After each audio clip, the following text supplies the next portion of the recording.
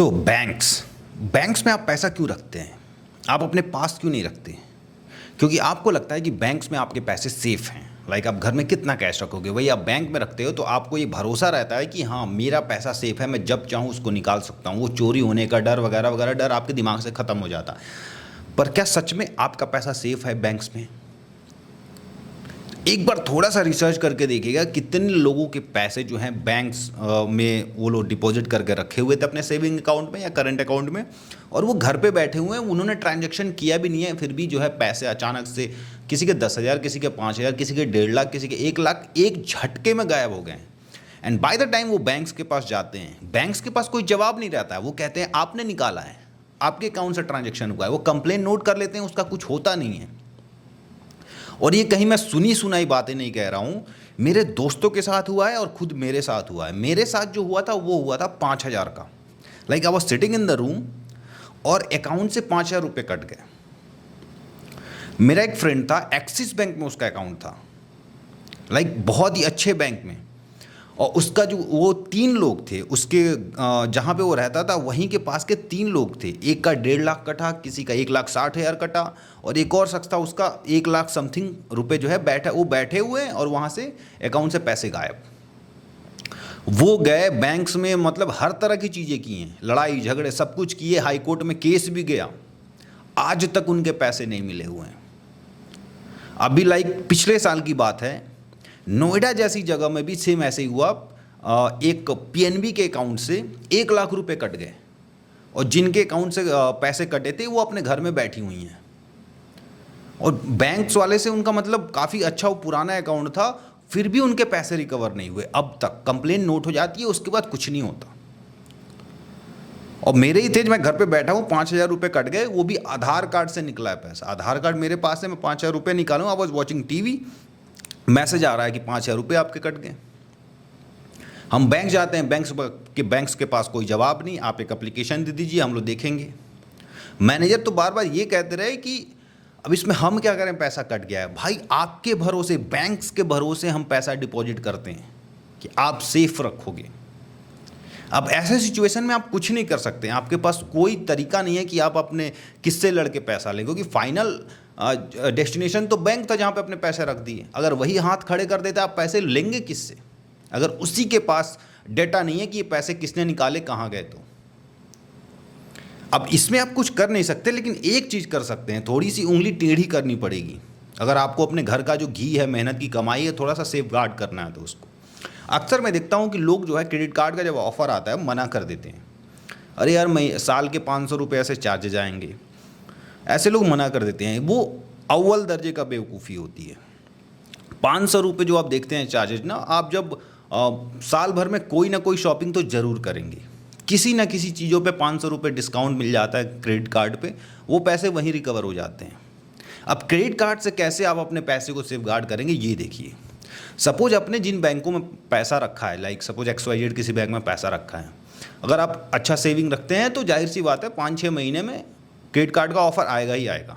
आप उसको ले लीजिए बेधड़क, चाहे वो 700 रुपये साल भर लें, 500 लें, कोई दिक्कत नहीं है। कोई ना कोई शॉपिंग करेंगे, वो वहाँ पे चीज़ें रिकवर हो जाएंगी। उसके बाद देखिए क्या है, अब यहाँ पे एक चीज़ देखिए कि बैंक्स में आप उतना ही पैसा रखें जितने का आपके पास क्रेडिट कार्ड हो।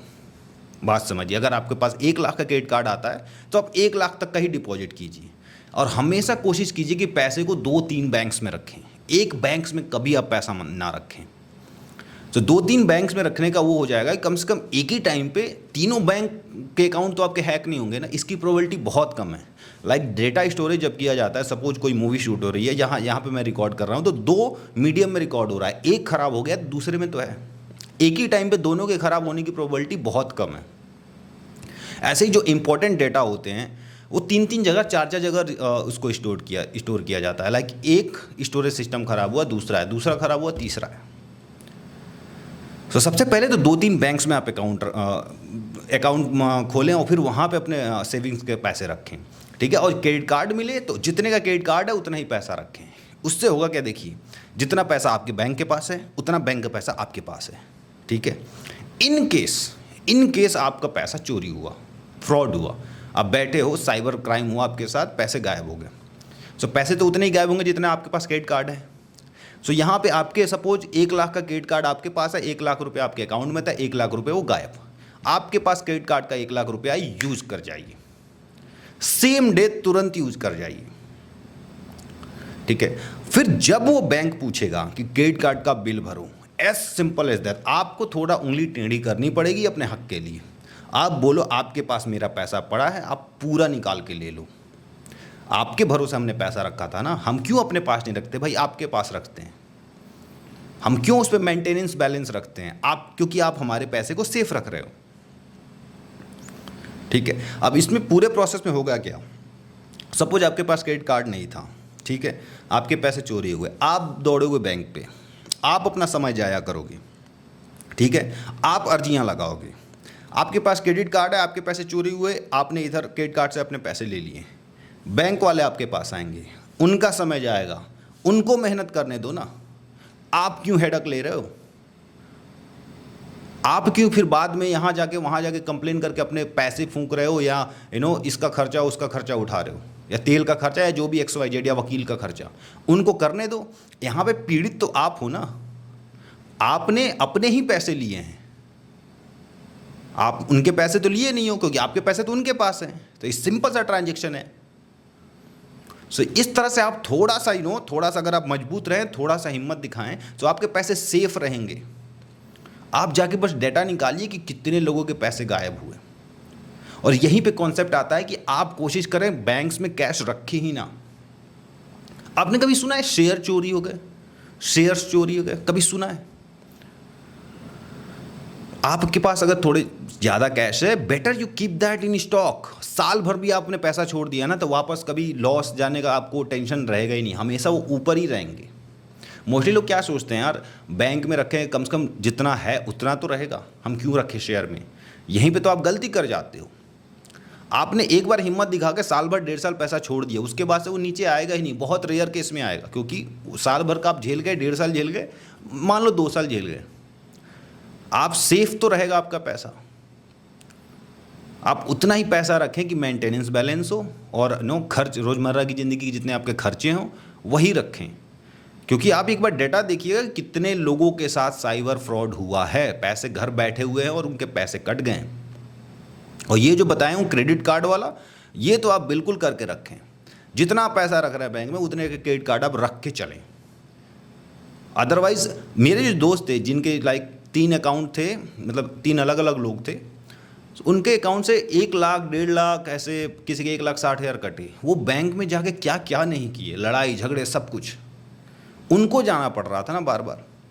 और जो मैनेजर होते हैं वो हाथ खड़े कर देते हैं, they are like so dumb कि उनको कुछ पता ही नहीं है, हमें नहीं पता कहाँ गया है। भाई आप पता करो ना, सिस्टम आपका है, सॉफ्टवेयर आपका है, बैंक का सब कुछ आपका है, आपके यहाँ पैसा हम रख के जाते हैं, आप ही तो बताओगे ना कहाँ गया है पैसा, आप ही तो रिकवर कराओगे ना हमारा पैसा। और वैसे हाथ खड़ा कर देते हैं। तो इस केस में यही करें, भैया आप हमारा पैसा गया, कोई दिक्कत नहीं, हमें चाहिए ही नहीं, हम अपना पैसा ले लेते हैं, अब आप दौड़ते रहो हमारे पास, हम तो बस एक ही जवाब बोलोगे, हाँ मेरा पैसा आपके पास पड़ा है, ले लो।